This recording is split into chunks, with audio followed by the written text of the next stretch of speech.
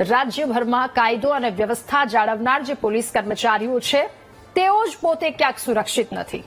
આપણે લોકો એ હૈયાધારણા એ શાંતિ રાખીને બેઠા હોઈએ છીએ કે ચલો પોલીસ છે એટલે કોઈ ઉપાધિ નથી, કોઈ ચિંતા નથી, કોઈ ડર નથી। પરંતુ જો પોલીસને જ ડર હોય તો એ કઈ પરિસ્થિતિ આવીને ઊભી રહી જાય, એ શું સ્થિતિ આવીને ઊભી રહી જાય, એ શું વાત છે એના પર ચર્ચા કરીશું। રાજ્યભરમાં કાયદો અને વ્યવસ્થા જળવાઈ રહે માટે પોલીસ જવાનો સતત ખડે પગે ઊભા હોય છે અને આપણને શાંતિ હોય છે કે પોલીસ છે એટલે કોઈ ચિંતા નથી, આપણને શાંતિ છે, આપણા પરિવારને શાંતિ છે, આપણે સૌ કોઈ સુરક્ષિત છીએ। પરંતુ નિષ્ઠાપૂર્વક કામ કરનાર પોલીસ અધિકારીઓ જ સુરક્ષિત નથી। જો તમે એવું સાંભળો તો તમારા મનમાં કેટલા અને કેવા વિચારો આવે। સુરેન્દ્રનગર જિલ્લામાં પોલીસ વિભાગમાં ચાલી રહેલી ગંભીર બાબતે પૂર્વ ધારાસભ્ય ઋત્વિક મકવાણાએ સનસનાટી ભર્યા આક્ષેપો કર્યા છે। એમનું કહેવું છે કે સુરેન્દ્રનગરમાં કડક અને નિષ્ઠાપૂર્વક કામ કરનાર પોલીસ અધિકારીઓ પોતે જ સુરક્ષિત નથી કે જેઓ પ્રામાણિકતાથી કામ કરી રહ્યા છે। એમની સામે ષડયંત્ર રચી એમને સસ્પેન્ડ કરવામાં આવી રહ્યા છે।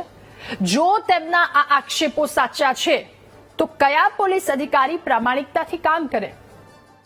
કારણ કે એમને પ્રામાણિકતાથી કામ નથી કરવા દેવામાં આવતું, એક ડર ઉભો કરવામાં આવે છે। તો અહીંયા સવાલ એવો થાય છે કે તો પછી કોણ એવું છે કે જીવના જોખમે તેઓ પ્રામાણિકતાથી કામ કરે અથવા તો નોકરીના જોખમે તેઓ પ્રામાણિકતાથી કામ કરે? ખાખી રાજ્યનું ગર્વ છે, પરંતુ એમાં કેટલાક પોલીસની કરતૂત એ બધાને જ બદનામ કરે છે, બધાને જ આ પ્રકારના કામ કરવા માટે પ્રેરે છે। જો કે એમાં પ્રામાણિક કેટલાય પોલીસ કર્મચારીઓ છે। હવે એમનું શું? ઋત્વિક મકવાણાએ દાવો કર્યો કે પોલીસ વિભાગની અંદર જ કેટલાક અધિકારીઓ ષડયંત્ર રચે છે, જેના કારણે જે નિષ્ઠાવાન પોલીસ અધિકારીઓ છે, જે પ્રામાણિક પોલીસ અધિકારીઓ છે, એમનો ભોગ લેવામાં આવે છે। એમને કહ્યું સારું કામ કરનાર મહિલા પીઆઈની સામે ષડયંત્ર થયું। થાન વિસ્તારમાં દારૂના દરોડા દરમિયાન જે દિવસે રેડ પડી એ દિવસે સંબંધિત અધિકારી રજા પર રહ્યા હતા, તેમ છતાં અન્ય અધિકારીને નિશાન બનાવી એમનો ભોગ લેવાઈ ગયો। કેટલાક પોલીસ કર્મીના પાપે પોલીસ ખાતું આખું કેમ બદનામ થાય છે? એ સવાલ પણ કે નશામાં ધૂત હોય છે, ક્યાંક લાંચ લેતા પોલીસ કર્મચારીઓ આ બધા વર્દીની મર્યાદા કેમ ભૂલે છે? કેટલાય એવા પોલીસ કર્મચારી કે જેમને કામ આપણે જોયું છે, તેમના દ્વારા કેવી રીતે કામ કરવામાં આવે છે, સતત ખડે પગે રહી લોકોને નિયમોનું પાલન કરાવે છે, સતત ખડે પગે રહે છે કારણ કે લોકોના જીવ સચવાઈ રહે, સતત ખડે પગે રહે છે કારણ કે રાજ્યમાં દારૂ ન ઘૂસે। એ થાનનો એ કિસ્સો સૌ કોઈને યાદ છે। એટલે જો આ રીતે જો દબાણ એ આક્ષેપો કરવામાં આવ્યા છે અને જો આક્ષેપો કંઈક અંશે જો સાચા પણ હોય એમની જો વાત, તો પછી કોણ એવા વ્યક્તિ હશે જે પોતાના પરિવારના જોખમે, જે પોતાના નોકરી ગુમાવવાના જોખમે અને પોતાના જીવના જોખમે કોઈ પણ રીતે લઈ લો એ પ્રામાણિક કામ લોકો માટે કરે? આ સવાલની સાથે કરીશું મહામંથનનો આ બીજો મુદ્દો।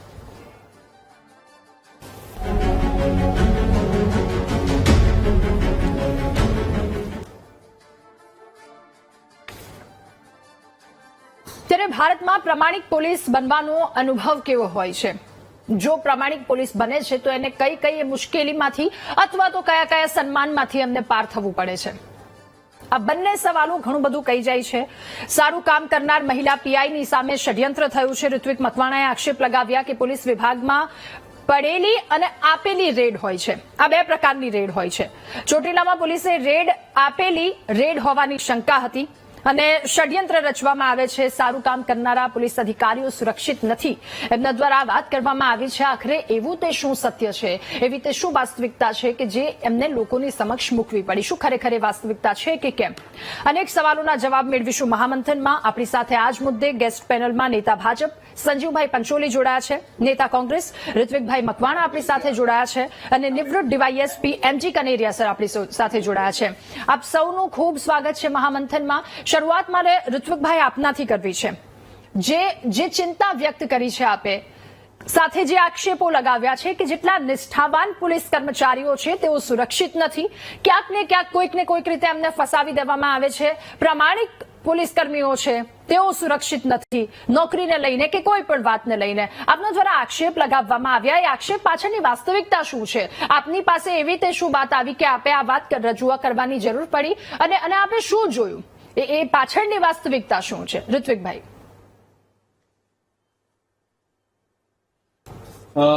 આમ તો આ વાત આજની માત્ર નથી અથવા આ ઘટનાને ધ્યાનમાં લઈને નથી.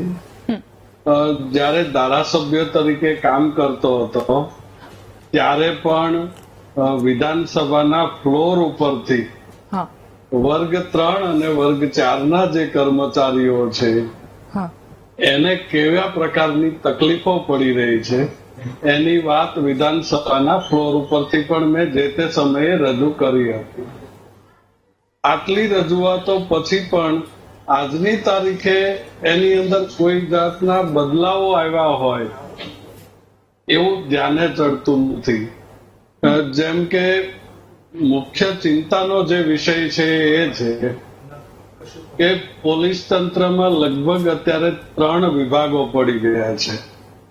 એક વર્ગ એવો છે કે જે આઈપીએસ લોબી અને ક્લાસ 1-2 અધિકારીઓ જે છે એમના કબજામાં હોય એ પ્રકારનું વાતાવરણ છે. બીજો એક વર્ગ એવો છે કે જે પોલિટિકલ પ્રભાવમાં સત્તાધારી પાર્ટીના પ્રભાવમાં રહીને કામ કરતા હોય એ પ્રકારનો વર્ગ છે. અને ત્રીજો વર્ગ એવો છે કે જેને બંનેમાંથી કોઈનું બેકઅપ નથી, ખરેખર લોકો માટેનું કામ કરવા માંગતા હોય છે, લોકોના પ્રશ્ન હલ કરવાનો રસ હોય છે. એ વર્ગને આમાં વધારે શોષાવવું પડે છે કારણ કે એમની પાસે કોઈ પાવર કે સત્તા હોતી નથી અને સત્તાધિકારીઓનું બેકઅપ પણ હોતું નથી. એનું પરિણામ એ આવે છે કે વિધાનસભા ગૃહમાં પણ મેં રજૂઆત કરી હતી અને તત્કાલીન ગૃહમંત્રીશ્રીએ ગૃહમાં સ્વીકાર્યું હતું કે ગૃહ વિભાગની અંદર પોલીસ ખાતાની અંદર વહીવટદારો નામનું એક તત્વ હોય છે અને વહીવટદારોની નિમણૂક જ લડાઈનું મુખ્ય કારણ બને છે. પદાધિકારીઓ ઈચ્છતા હોય છે કે વહીવટદાર અમારો હોય, પોલિટિકલ પાર્ટીના લોકલ આગેવાનો ઈચ્છતા હોય છે કે વહીવટદાર અમારો હોય, આઈપીએસ લોબી એવું ઈચ્છતી હોય કે વહીવટદાર અમારો હોય. અને આ લડાઈનો ભોગ છે એ નાના કર્મચારીઓ બનતા હોય છે અને એના પરિણામે છે એ આ આપેલી રેડ અને પાડેલી રેડ અને એ બધા પ્રસંગો ઉપસ્થિત થતા હોય છે. ઋત્વિકભાઈ, આપની પાસેથી એ પણ સમજવું છે, આપે કહ્યું કે થાનગઢમાં રેડ પડે પહેલા અધિકારી રજા પર ઉતરે છે અને બીજા અધિકારી સસ્પેન્ડ થાય છે, તો આ આખો મામલો શું છે? એટલે એ તો એક પ્રકારનું ઉદાહરણ હતું કે જેની જવાબદારી છે એ કર્મચારી આજે રજા ઉપર ઉતર્યા છે, એની જગ્યાએ આજે નવો કોઈ કર્મચારી ઇન્ચાર્જ તરીકે આવે છે તો એક જ દિવસમાં એના ઉપર સસ્પેન્શનના પગલા આવી જાય છે. ખરેખર એને લોકલ પરિસ્થિતિ શું છે, આ પ્રક્રિયા શું થઈ રહી છે, કોણ ધંધો કરી રહ્યું છે એને ખબર જ નથી.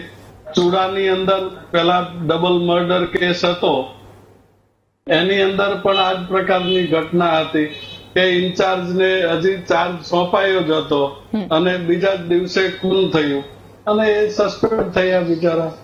જેને ખરેખર એ વિસ્તાર સાથે કે પોલીસની ઘટના શું બની છે એ પૂરું સમજી રહે એ પહેલા તો ઘટના ઘટી ચૂકી હોય છે.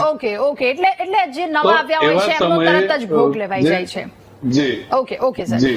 એમજી કનેરિયા સર, હવે આપની પાસેથી જાણવું છે, આપની પાસેથી એક સવાલનો એ જવાબ મારે મેળવવો છે કે પોલીસ અધિકારી, સર, પ્રામાણિક પોલીસ અધિકારી બનવાનો અનુભવ કેવો હોય છે?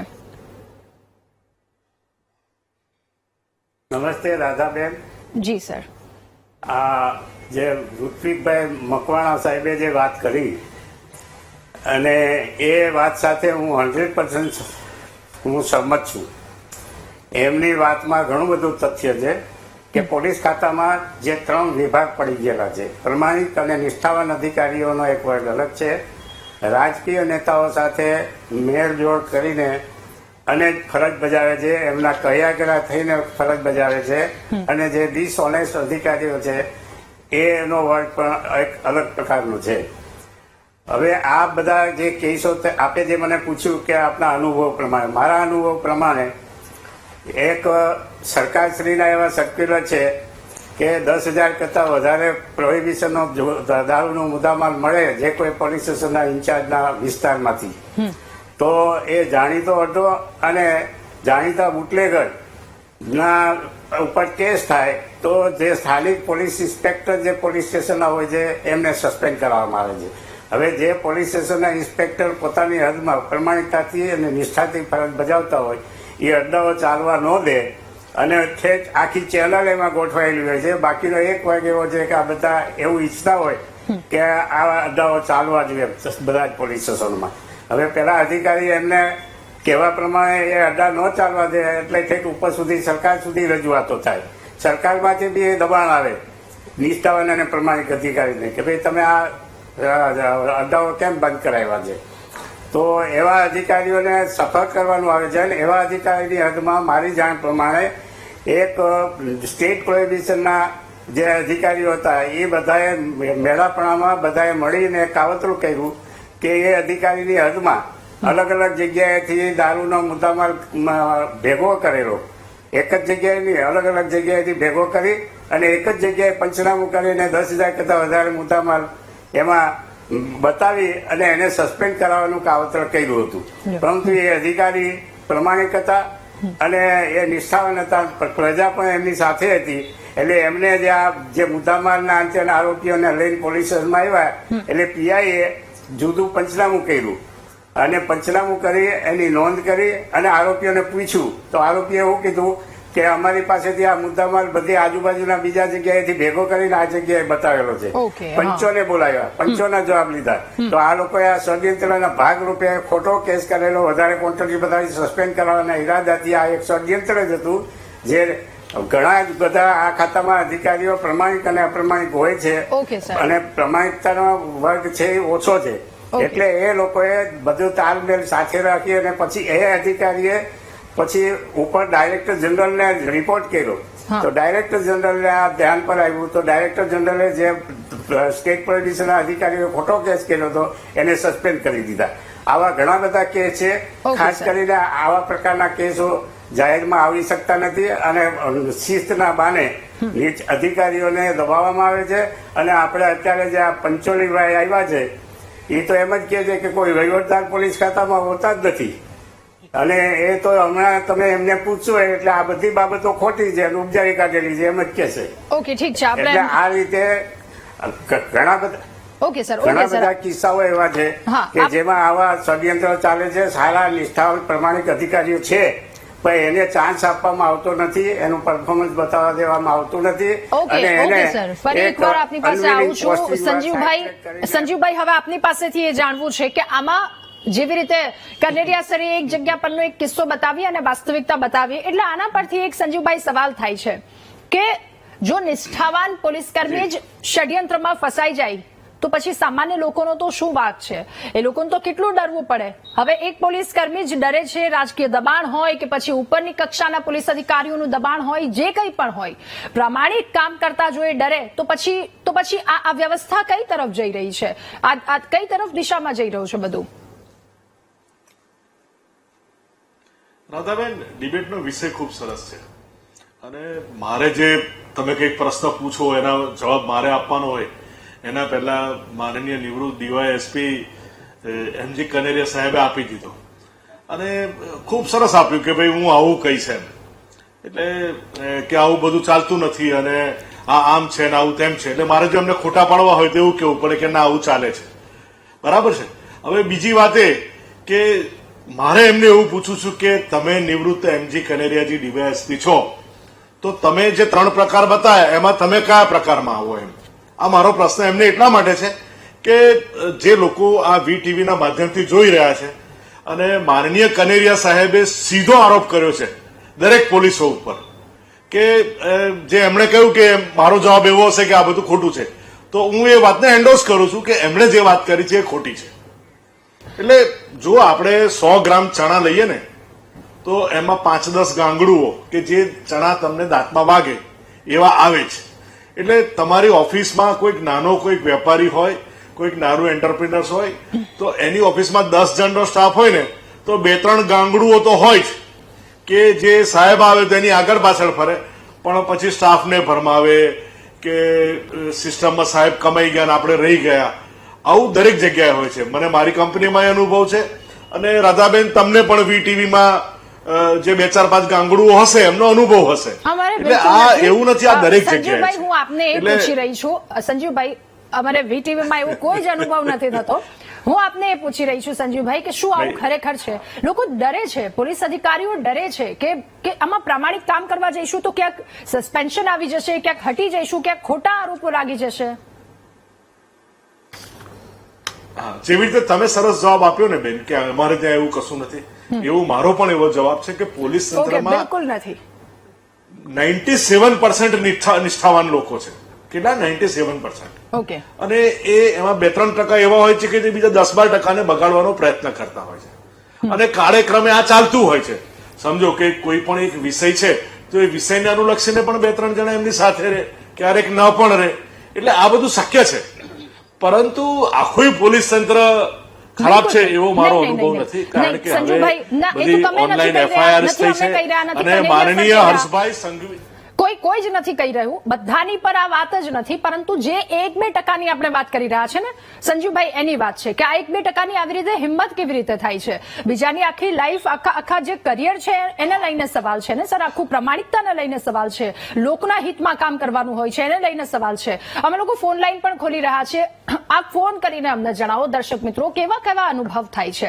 શું કોઈ સારા અનુભવ પણ આપ અમને જણાવશો, સાથે કઈ કેવા અનુભવ કે વારંવાર ધક્કા ખાધા હોય, ક્યાંક પરેશાન થયા હોય, આવી રીતે પરેશાની, ક્યાંક પોલીસ દ્વારા રોફ જમાવવામાં આવતો હોય, એ તમામ કિસ્સાઓ આપ અમને જણાવશો. ઋત્વિકભાઈ, ફરી એકવાર આપની પાસે, પોલીસ ખાતામાં પ્રામાણિક રહેવું એ એમના લોકોની સાથે દુશ્મની વોરવા જેવું છે, કારણ કે જેવી રીતે વાત કરવામાં આવી, 3ની વાત કરવામાં આવી, એમાં 5-10% જેટલા એવા લોકો કે જેમનો રોફ હોય છે. શું એ રોફના કારણે લોકો ડરે છે? અને સવાલ એ પણ કે ઉપરથી બીજું કોઈ પ્રેશર હોય, એ પ્રેશરના કારણે ડરે છે, કારણ કે લોકો એ પ્રેશર લેવા કરતા, પોતાની નોકરી ગુમાવવા કરતા તો પછી એ જ વિચારશે ને કે ચલો લોકોના હિતનું કામ નથી થતું, છોડી દો. આમાં શું મતલબ થાય છે? આખી જિંદગી દાવ લગાવવા કરતા એ કામ છોડી દેવું સારું. રાધાબેન, મારી રજૂઆત પાછળનું મહત્વનું કારણ એ હતું, ભારતીય જનતા પાર્ટી ખોટી છે કે કોંગ્રેસ સાચી છે કે વહીવટી તંત્ર ખરાબ છે, એના માટેની મારી વાત નથી. સત્તાધારી પક્ષ હોય કે વિપક્ષ હોય કે વહીવટી તંત્ર હોય, પ્રામાણિકતાથી જે કામ કરવા માંગે છે એને મદદરૂપ થઈ શકવા માટેની વ્યવસ્થા શું છે આપણી પાસે, એ માટેનો સવાલ છે. વહીવટી તંત્રની પાસે જાણ છે. માનની નેતાજી કહે છે કે પોલીસ તંત્રમાં કશું આવું વહીવટદાર કે કશું નથી, પણ તત્કાલીન ગૃહમંત્રીશ્રીએ વિધાનસભાના ફ્લોર ઉપર સ્વીકાર્યું છે કે આ પરિસ્થિતિ છે અને સૌએ સ્વીકારી લીધું. સવાલ એ છે કે એમાંથી હવે આપણે બહાર નીકળવા માંગીએ છીએ કે કેમ, અને એના માટે સરકાર કશું કરવા માંગે છે કે કેમ? નાના કર્મચારીઓને રક્ષણ કોણ આપશે? સવાલ એ છે કે જ્યાં સુધી સત્તાધારી પક્ષ એમણે કહ્યું કે સાહેબ કમાઈ ગયા ને આપણે રહી ગયા, આ માનસિકતામાંથી બહાર નીકળવાની શરૂઆત સૌએ સાથે મળીને કરવી પડશે. અને એના માટે સૌથી વધારે મુશ્કેલી ભોગવતો હોય એવો વર્ગ હોમગાર્ડ, ટીઆરબી ના જવાનો, કોન્સ્ટેબલ, નાના જે કર્મચારીઓ છે ડ્રાઈવર કક્ષાના, વહીવટી કક્ષાના, માત્ર પોલીસ તંત્રમાં નહીં, રેવન્યુ વિભાગ અને અન્ય વિભાગોની પરિસ્થિતિ પણ કંઈક આ પ્રકારની જ છે. તો જે નાના કર્મચારીઓ છે, આઉટસોર્સિંગ વાળા છે, કોન્ટ્રાક્ટ બેઝ વાળા છે, એ દરેકને સમાજની વ્યવસ્થામાં રક્ષણ મળી રહે એમાં કંઈક ખૂટી રહ્યું છે. ઓકે, ઠીક છે. આપણી સાથે બે દર્શક મિત્ર, પૂરું કરવાની જવાબદારી આપણી સૌની છે. ઓકે. બે દર્શક મિત્ર જોડાયા છે. વડોદરાથી ચંદ્રકાંતભાઈ આપણી સાથે જોડાયા છે. ચંદ્રકાંતભાઈ, આપનું ખૂબ સ્વાગત. આપની શું રજૂઆત? મેડમ, મારે કહેવાનો મતલબ આ 12% સારા હોય છે, 97% એવા જ હોય છે એમ. ઓકે, ઠીક છે. મહેન્દ્રસિંહ પણ આપણી સાથે જોડાયા છે સુરેન્દ્રનગરથી. મહેન્દ્રસિંહ, આપનું પણ ખૂબ સ્વાગત છે. આપની શું રજૂઆત? હાજી, આજે જે ટોપિક છે એના માટે આપને ખૂબ ખૂબ વધાઈ અને આપ આ રીતે જ ઉજાગર કરતા રહો છો. મારો ક્વેશ્ચન એ છે કે અત્યારે સિસ્ટમ માટે જે ચાલી રહ્યું છે કે સિસ્ટમમાં કામ કેવું ઈઝી થાય છે. તો મારો પર્સનલ એક્સપિરિયન્સ છે, હું કોઈ ગવર્મેન્ટ ઓફિસ સાથે બહુ જોડાયેલો નતો હતો, પણ મેં એક મારો એક્સપિરિયન્સ શેર કરું કે મને એક પાસપોર્ટ માટે મારું વેરિફિકેશન માટે આવ્યું એટલે મને ત્યાં બોલાયો. એટલે હું ગયો એટલે મને બધું પ્રોસેસ કરીને મને કે તમારે 1000 રૂપિયા આપવાના. એટલે મેં સ્પષ્ટ કીધું મને જો રિસીપ આપો તો હું 2000 બી આપીશ, પણ એ લોકો કે રિસીપ નહીં આપે. તો મેં કીધું એને મને રજીસ્ટર બતાવ્યું કે આટલા બધા જો આપે જ છે, તો મેં કીધું આપવાના છે બરાબર, મેં મારું વેરિફિકેશન બધું કરી નાખ્યું છે. અને હું તમને જાણ માટે કે આજે મારે કંઈક ડોક્યુમેન્ટ માટે બનાવવાનું છું અને કોઈ મારે અત્યારે કોઈ ક્યાંય વિદેશ મારી યાત્રા નથી. સપોઝ જેને જરૂર હોત એ તો ઇમિડિયેટલી આપી દેત. એટલે જે કરંજા સાથે આપણે નિવૃત્ત ડીવાયએસપી કહે છે કે ભાઈ ખરાબ છે, એટલે એ બધા ખરાબનો ખિતાબ નથી, પણ આપણા પંચોલી સાહેબ એવું કે છે પર્સન્ટેજ આપે છે કે એટલા પર્સન્ટ, પણ એટલું બધું પર્સન્ટેજ નથી. તમે આ મારો પર્સનલ એક્સપિરિયન્સ છે. ઓકે, ઠીક છે સંજીવભાઈ. હવે એ સવાલની સાથે આપની પાસે આવું છે કે પ્રમાણિકના પડખે કોણ છે? પ્રમાણિક પોલીસકર્મી છે તો એના પડખે કોણ છે?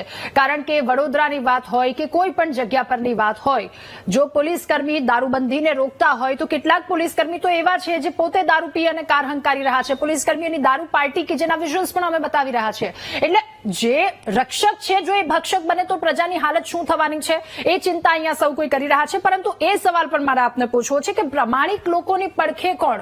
એને પ્રમાણિકતાથી નિડરતાથી કામ કરવું છે તો એના મનમાં એ ડર બિલકુલ નહીં હોય કે મને કોઈ કંઈક કરી દેશે, મારી નોકરી છીનવાઈ જશે, તો એ પાછળ ઉભું રહેનારું કોણ?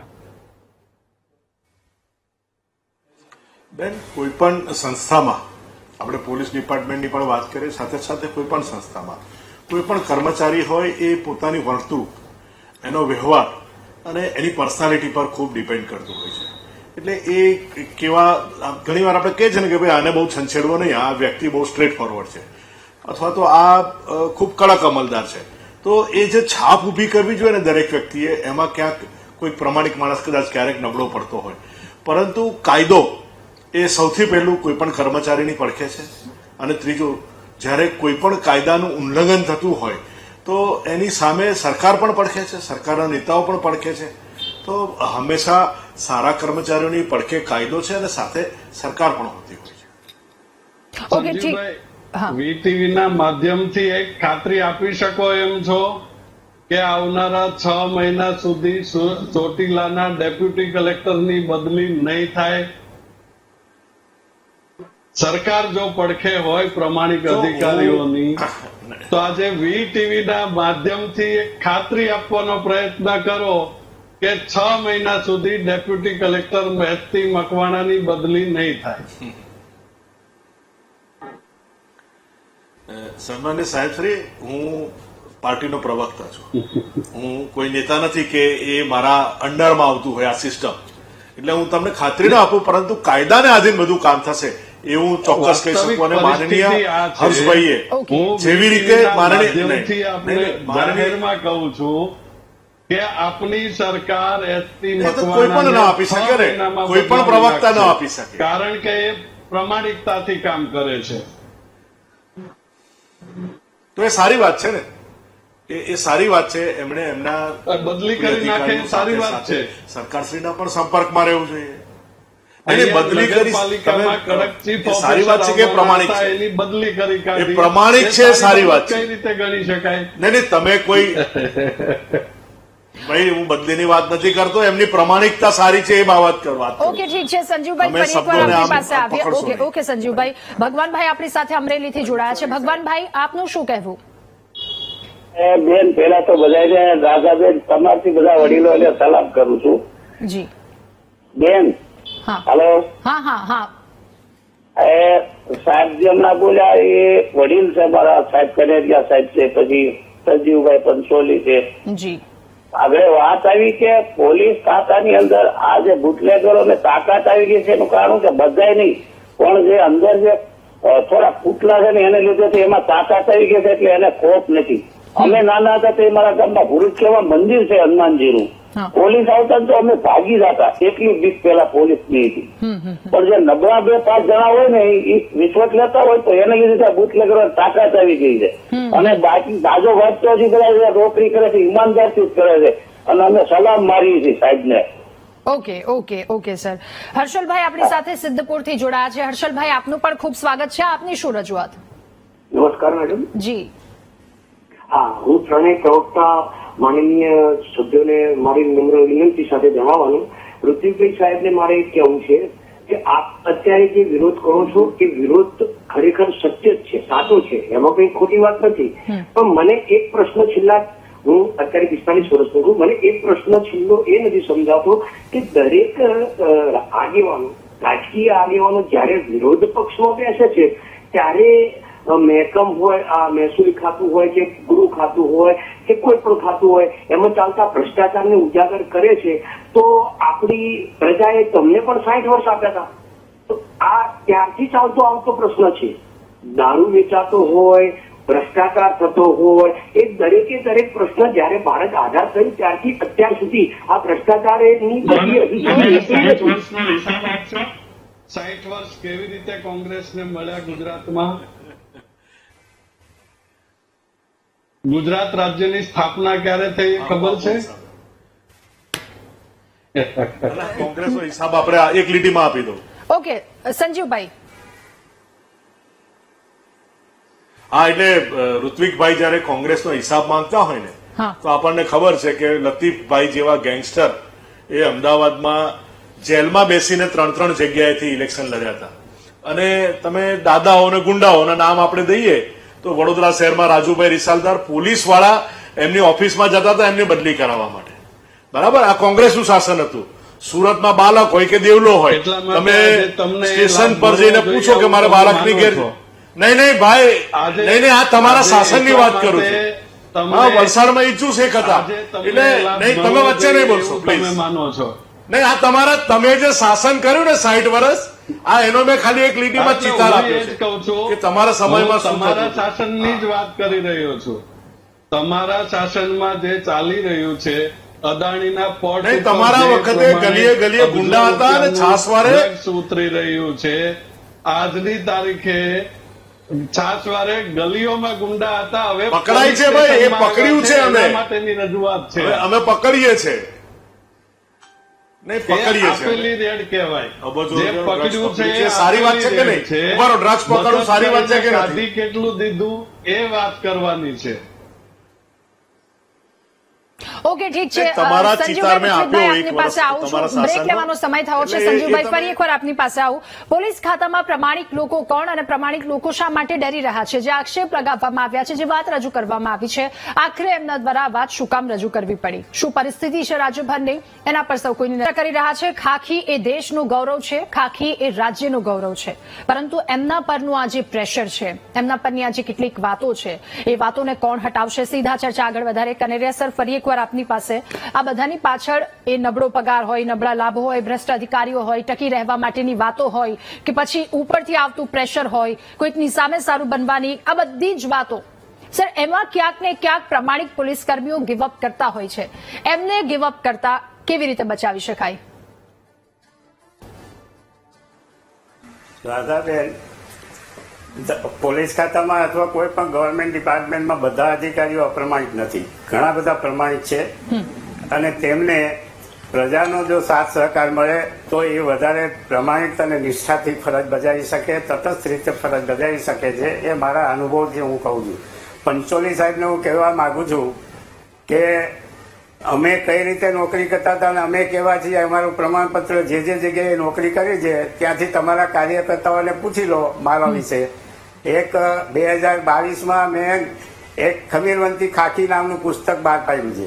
એમાં મેં હિંમતપૂર્વક બધું લખ્યું છે. મારી 36 વખત બદલી કરેલી છે સરકારે, અને એના કારણોમાં બસ આ નિષ્ઠા અને પ્રમાણિકતા, એ સિવાય કોઈ કારણ નહીં હતા. એટલે અને પંચોલી સાહેબને હું એ કહેવા માંગુ છું, તમે વાસ્તવિકતા સ્વીકારતા શીખો. કે આજે તમે એમ કહો છો કે પોલીસ સ્ટેશનમાં કોઈ પણ જાય છે તો એની તાત્કાલિક ફરિયાદ નોંધવામાં આવે છે અને બધાને સારા અનુભવ થાય છે, પણ કોઈ પાનના ગલ્લા ઉપર ઉભા રહીને બી તમે પૂછો ને કોઈને, એમાં 8માંથી 4 જણા એમ કે છે કે પોલીસ ખાતામાં જઈએ છીએ તો કોઈ ફરિયાદ જ નથી લેતો. અને ત્યાં હપ્તાખોરી ચાલે છે અને વહીવટદારો બધી જગ્યાએ ફરજ બજાવે છે. એટલે મોટાભાગના અધિકારીઓ પ્રમાણિકતાથી અને નિષ્ઠાથી ફરજ બજાવવા માંગે છે, પણ એમને ઘણી બધી રિકવટ આવતી હોય છે. એમના ફેમિલી બેકગ્રાઉન્ડની પણ એમને ચિંતા હોય છે કે એના બાળકોનું શિક્ષણ એમ બગડી જાય છે. બધી એ મોટા મોટી એક શિક્ષાનો ભાગ છે અને એને એવી જગ્યાએ મૂકવામાં આવે જેથી કરીને એનું મોરલ તૂટી જાય અને આવી રીતે હેરાન કરવામાં આવે છે. અને એમાં ઘણા બધા ઉપલા અધિકારીઓ જો પ્રમાણિક આવી જાય છે તો એવા અધિકારીઓને એની કદર કરી અને મહત્વની જગ્યાઓ પર ફરજ પર મૂકેલા છે, એવા પણ અમને અનુભવ થયેલા છે. મારું જે ખમીરવંતી ખાકી જે બુક બે લખેલી છે, પંચોળીભાઈ વાંચી જવા હું આપને વિનંતી કરું છું અને એ વાંચ્યા પછી મને ફોન કરીને આપણે ચર્ચા કરીશું. ઓકે, ઠીક છે કનેરિયા સર. હકીકતમાં બધા પ્રમાણિક બધા કરપ્ટેડ અને બધા નિષ્ઠાવાન નથી એવું નથી. ઘણા બધા અધિકારીઓ સારું એનું પરફોર્મન્સ બતાવવાની કોશિશ કરી છે, પણ એમને સપોર્ટ મળતો નથી. કારણ કે આ જે નિષ્ઠા અને પ્રમાણિકતાનું પ્રમાણનું જે છે એ ઓછા પ્રમાણમાં છે અને પેલા લોકોનો વર્ગ મોટો છે, એટલે એની સામે એ ટક્કર લઈ શકતા નથી અને એનું પોતાનું પરફોર્મન્સ પ્રમાણિકતાથી અને નિષ્ઠાથી બતાવી શકતા નથી. બિલકુલ, એટલે બંને તરફની જે વાસ્તવિકતા છે વાસ્તવિકતા બતાવી, બંને તરફ કયા પ્રકારની પરિસ્થિતિ છે અને કોણ ક્યાંથી કેવી રીતે સફળ થઈ રહ્યું છે. દર્શક મિત્ર આપણી સાથે જોડાયા છે, માણાવદરથી ચંદુભાઈ જોડાયા છે. ચંદુભાઈ, આપનું ખૂબ સ્વાગત છે. આપની શું રજૂઆત? બેન નમસ્તે. જી નમસ્કાર. મારે પંચોલીભાઈ ને પ્રશ્ન છે પોલીસ ખાતામાં. હવે મારા 6ઠા મહિનામાં હું ફરિયાદ લખાવા ગયો, મારા 2 પશુ ચોરાઈ ગયા હતા.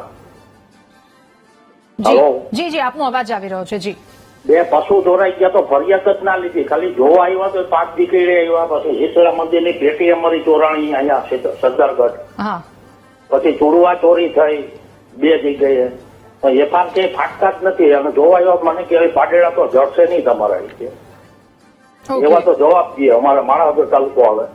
ઓકે ચંદુભાઈ, એટલે આવી રીતે લોકો પણ ક્યાંક ને ક્યાંક હેરાન થઈ રહ્યા છે. કેશુભાઈ આપણી સાથે અમદાવાદથી જોડાયા છે. કેશુભાઈ, આપનું પણ ખૂબ સ્વાગત છે. આપની શું રજૂઆત? નમસ્કાર રાધાબેન. જી નમસ્કાર. રાધાબેન, અવાજ આવે છે મારો? જી જી, આવી રહ્યો છે. આપ જણાવો.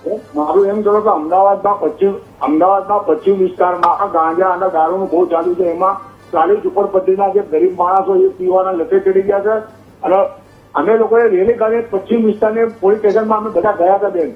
અને ત્યાં અધિકારીને વાત કરી તો 2 દિવસ ખાલી ગાડીઓ ફરી, હવે અત્યારે પાછું ચાલુ થઈ ગયું. એક બીજી વાત મારી છે કે અમરેલીમાં ચોરીઓ જે થઈ છે, એમપીના મજૂરો ઘરોને તોડી બધું લઈ જાય છે. મારા કાકાનું ઘર આખું લૂંટી ગયા. હમણાં બાબરા પોલીસ સ્ટેશનમાં જાણ કરી, હજુ સુધી પકડાયા નથી ચોર. આવું ગરીબ માણસનું બધું ખાલી કરી જતા રહ્યા. અત્યારે નિરાધાર થઈ ગયા છે લોકો. વાસણો પૈસા બધું લઈ. પોલીસ સાથે બધું કામ જ નથી કરતી. અમારું એમ કહેવાનું છે. અને અમદાવાદમાં તો ગાંજા અને દારૂ દેશી તો એટલું બધું હદ વગેરે થઈ ગયું છે કે ગરીબ માણસોની હાલત જોવો તમે અત્યારે. ઓકે, ઠીક છે. આભાર આપનો કેશુભાઈ અમારી સાથે જોડાવા બદલ. એટલે આવી રીતે લોકો હેરાન થઈ રહ્યા છે ને યુવાધન જે રીતે આ નશાના રવાડે ચડી રહ્યું છે એ લોકોને બચાવવા પડશે. ઋત્વિકભાઈ, ફરી એકવાર આપની પાસે હવે એ જાણવું છે, યુવાધનને બચાવવા માટે, સાથે જેટલા પોલીસકર્મી પ્રમાણિક છે એમને બચાવવા માટે એક વિપક્ષ તરીકે આપે અત્યારે અવાજ ઉઠાવ્યો છે, પરંતુ સતત આપે અવાજ ઉઠાવવો રહેવો પડશે જ્યાં સુધી આ તમામ વસ્તુ જડમૂળમાંથી ન હટી જાય. ઋત્વિકભાઈ.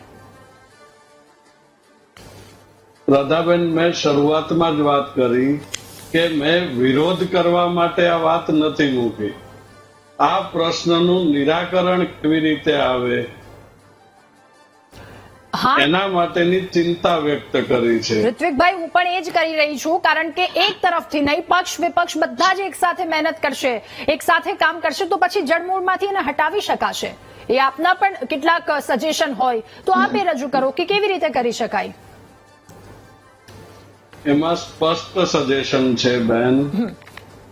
આઈપીએસ લોબીની અંદર જે ગ્રુપિઝમ ચાલે છે, ગુજરાતી લોબી અને નોન ગુજરાતી લોબી, એને ખતમ કરવું જોઈએ. આઈપીએસ લોબી ક્લાસ 1-2 કર્મચારીઓ અને વર્ગ 3-4 ના કર્મચારીઓ વચ્ચે જે ગેપ છે એ ગેપ પૂરો કેવી રીતે થાય એની ચિંતા કરવી જોઈએ. અને સૌથી વધારે મોટા ભાગના પોલીસ સ્ટેશનોનું સંચાલન સત્તાધારી પાર્ટીના લોકો દ્વારા થાય છે. ઓકે, ઠીક છે એના ઋત્વિકભાઈ. બદલે પોલીસ તંત્ર દ્વારા થાય એ પ્રમાણે કરવું ઓકે જોઈએ. સંજીવભાઈ, હવે આપની પાસે જે યુવાધન નશાના રવાડે ચડી રહ્યું અથવા તો જેટલા દર્શક મિત્રો દ્વારા જે રજૂઆત કરવામાં આવી છે તમામની વચ્ચે જેમ પઠાણ, સુરેન્દ્રનગર, દસાડા કે જેમણે પોતાનો જીવ ગુમાવ્યો દારૂની ગાડીને રોકવા માટે, એવા અધિકારીઓ જોઈએ છે. સર, ટ્રાફિકમાં ગુલાબ આપતા કેટલાક અધિકારીઓ જે પોતાના જીવને જોખમમાં મૂકી લોકોની સુરક્ષા માટે કામ કરે છે, એવા અધિકારીઓને બચાવવા પડશે, એમના જીવ રાખવા પડશે. એટલે એમના માટે હવે શું કરવામાં આવશે? આ પ્રામાણિક લોકો ડરે નહીં, એને લઈને આપની અંતિમ પ્રતિક્રિયા ખૂબ જ ટૂંકમાં છે.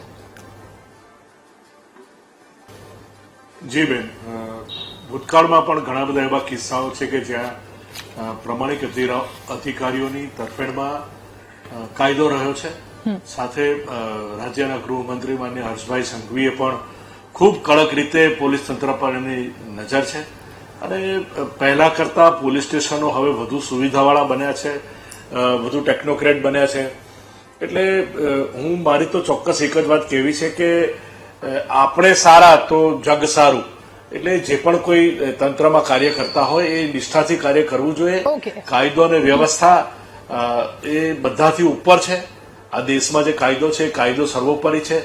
કોઈ નેતા હોય કે કોઈ પણ પોલિટિકલ પાર્ટી હોય, દેશ પહેલો છે અને પછી દેશના આપણો કાયદો પહેલો છે. એટલે પોતે નિષ્ઠાથી કામ કરવું જોઈએ અને જયારે કોઈ તકલીફ પડે તો એ યોગ્ય જગ્યાએ એની રજૂઆત કરે. બિલકુલ, આપ સૌનો ખૂબ આભાર અમારી સાથે જોડાવા બદલ, આ મુદ્દા પર ચર્ચા કરવા બદલ. તો પોલીસ એ શાન છે, અમારું ગર્વ છે અને તે છે એટલે કોઈને ઊણી આંચ નહીં આવે. આ વાત પર સૌ કોઈને વિશ્વાસ છે, એ વિશ્વાસ કાયમ રહેવા દેજો. મહામંથનમાં હાલ બસ આટલું જ. વધુ સમાચાર અપડેટ્સ માટે આપ ડાઉનલોડ કરો VTV ન્યૂઝની એપ્લિકેશન. નમસ્કાર.